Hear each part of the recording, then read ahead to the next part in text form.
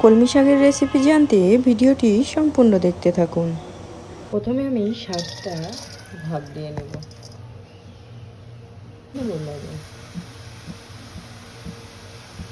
দিয়ে দেবো চিড়ে রাখা কাঁচা ঝাল,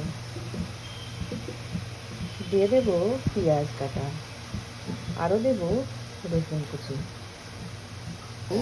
হালকা করে নেড়ে দেবো।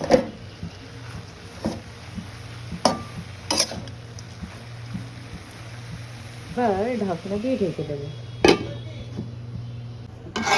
এই যে শাক ভাপ দিয়ে নেওয়া হয়ে গেছে, এবার আমি এটা তেলে দিয়ে নেব। এবার দিয়ে দেবো কড়াইতে তেল, কেটে রাখা পেঁয়াজ রসুন,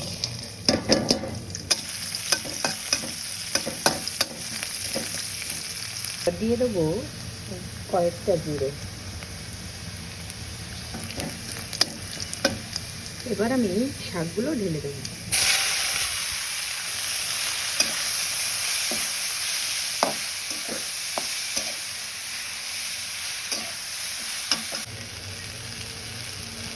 দুই মিনিট তেলে ভেজে নেওয়ার পর এবার আমি নামিয়ে নেব। হয়ে গেছে আমার কলমি শাক ভাজি। ভিডিওটি যদি ভালো লেগে থাকে তাহলে অবশ্যই লাইক, কমেন্ট, শেয়ার করতে ভুলবেন না। আজকের মতো বিদায় নিচ্ছি। আল্লাহ হাফেজ।